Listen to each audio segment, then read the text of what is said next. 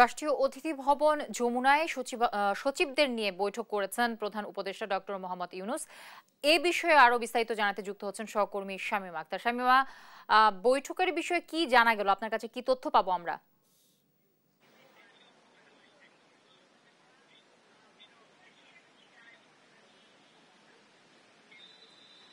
জ্যোতি, আপনাকে ধন্যবাদ। আপনি যেমনটি বলেছেন যে আজ চিফ অ্যাডভাইজার অর্থাৎ অন্তর্বর্তীকালীন সরকারের প্রধান যিনি তিনি রাষ্ট্রীয় অতিথি ভবনে সকাল থেকে কর্মব্যস্ত দিন কাটিয়েছেন।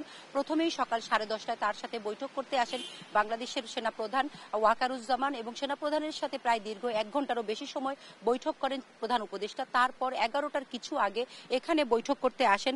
আপনি জানেন যে চিফ অ্যাডভাইজার যখন থেকে দায়িত্ব নিয়েছেন তারপর কিন্তু তার যে দফতরগুলো বন্টন করা হয়েছে সেই দফতরের তিনি এ পর্যন্ত প্রায় 25টি দফতরের দায়িত্ব নিয়েছেন। সেই 25টি দফতরের মধ্যে তিনি যে দফতরগুলোর দায়িত্ব পেয়েছেন প্রত্যেক সেনাপ্রধানকে তিনি ডেকে প্রত্যেক সচিবদেরকে তিনি ডেকে পাঠিয়েছেন এবং সচিবরা তাকে এই মন্ত্রণালয়ের বিভিন্ন বিষয়ে তাকে ব্রিফ করেছেন। আপনি জানেন যে তা বলা হয়েছিল যে আসলে যেই গণ আন্দোলন অর্থাৎ ছাত্র জনতার আন্দোলনের মধ্য দিয়ে যে সরকার গঠিত হয়েছে সে সরকারের কিন্তু একটি দাবি ছিল যে তারা বৈষম্য বিরোধী এবং একটি সংস্কার করা একটি দেশ চান। তাই রাষ্ট্রের যে সংস্কার সেই সংস্কারের জন্য তিনি তার হাতে 25টি মন্ত্রণালয় রেখেছে।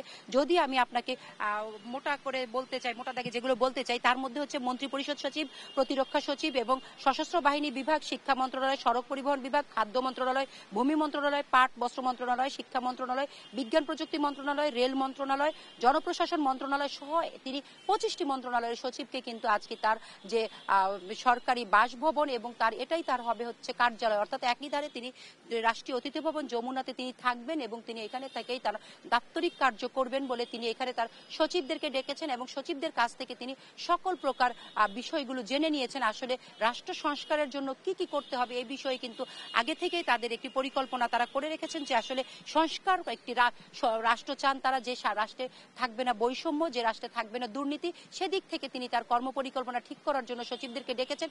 প্রায় 2 ঘন্টারও বেশি সময় কিন্তু এখানে সচিবদের সঙ্গে তিনি মিটিং করেছেন এবং আমাদের সাথে কোনো ধরনের কথা না বলে সচিবরা তাদের নিজ নিজ মন্ত্রণালয়ে চলে গেছেন এবং আমরা যতটুকু জেনেছি যে তাদের মধ্যে অত্যন্ত গুরুত্বপূর্ণ বিষয়ে আলোচনা হয়েছে এবং এই আলোচনার জন্য তিনি আরো বিস্তারিত জানাতে সচিবদেরকে বলেছেন যে আসলে যে বিষয়গুলো তারা আলোচনা করেছেন সে বিষয়ে তিনি আরো বিস্তারিতভাবে জানতে চান এবং তাদেরকে পরবর্তীতে কি ধরনের বিষয়ে তারা আলোচনা করবেন সে বিষয়ে তিনি তাদেরকে বলেছেন যেন এই প্রস্তুতি নিয়ে যেন পরবর্তীতে আলাদা আলাদা যে বৈঠকগুলো হবে সেই বৈঠকের জন্য প্রধান উপদেষ্টা তাদের সচিবদেরকে ব্রিফ করেছেন। এবং আমরা যতটুকু জেনেছি যে এই মিটিং এর পর এখন প্রধান উপদেষ্টা তার মধ্যাহ্নের যে আহার আছে আহার শেষ করবেন। এরপরে রাজনৈতিক দলের নেতাদের সাথে বসলে প্রথমেই আমরা জেনেছি যে বিএনপির মহাসচিব মির্জা ফখরুল ইসলাম আলমগীর আসবেন, হয়তো বিকেল 4টা নাগাদ তিনি আসতে পারেন, এইটুকু আমরা এখন পর্যন্ত জেনেছি। তবে আপনাকে বলে রাখা দরকার যে আমরা কিন্তু এখানে সকাল থেকেই আছি, তখন থেকে আমরা দেখেছি যে আসলে প্রধান উপদেষ্টার বাড়ি ঘিরে কিন্তু ছাত্র সমাজের নেতারা এবং বিভিন্ন জায়গা থেকে তারা আসছেন এবং প্রধান উপদেষ্টার দর্শনের জন্য তারা আবেদন করছেন এবং ভবিষ্যতে তিনি কি কি কাজ করবেন এবং কেমন করে করবেন এই বিষয়টি নিয়ে কিন্তু তিনি ইতোমধ্যেই কাজ শুরু করেছেন। সুতরাং এর চেয়ে বেশি কিছু জানতে হলে আমাদেরকে আরো কিছুটা সময় অপেক্ষা করতে হবে। আপনি জানেন যে গত 8 তারিখে যে ছাত্র জনতার অভ্যুত্থানের ফলে যে সরকার হয়েছে সে সরকার কিন্তু 8 তারিখে শপথের পর থেকেই খুবই কর্মব্যস্ত সময় কাটাচ্ছেন প্রধান উপদেষ্টা ডক্টর মোহাম্মদ ইউনূস। তিনি 9 তারিখে সকালে শহীদ মিনার সহ সাভারের স্মৃতিসৌধে গিয়েছেন জাতির শ্রেষ্ঠ সন্তানদের প্রতি শ্রদ্ধা নিবেদন করতে। এরপর তিনি 10 তারিখে সকালে এই ছাত্র আন্দোলনের গত জুলাই মাসের 16 তারিখে রংপুরে যে ছাত্র প্রথম প্রতিরোধ গড়েছিলেন আবু সাইদ তার বাসায় গিয়েছেন, আবু সাইদের কবর জিয়ারত করেছেন এবং তারপর তার পরিবারের সাথে তিনি সমবেদনা প্রদর্শন করেছেন। এবং আমরা দেখেছি তারপর তিনি কিন্তু রংপুর বিশ্ববিদ্যালয় অর্থাৎ যেই বিশ্ববিদ্যালয়ে আবু সাইদ পড়াশোনা করেছে সেই বিশ্ববিদ্যালয়ে তিনি মত বিনিময় করেছেন, রংপুর মেডিকেল কলেজে আহতদের দেখতে গিয়েছেন। তারপর কিন্তু তিনি গতকাল আবারও যে আমরা জানি যে প্রধান বিচারপতি শপথ নিয়েছেন সেখানে তিনি বঙ্গভবনে শপথ অনুষ্ঠানে গিয়েছেন।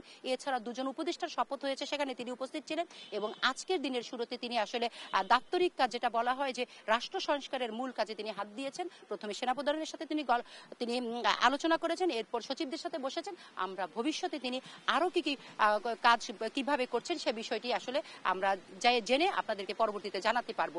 এ বিষয়ে যদি আপনারা এখন পর্যন্ত জানতে হয় তাহলে আমরা এর বিষয় বিস্তারিত জানতে আমরা প্রধান উপদেষ্টার প্রেস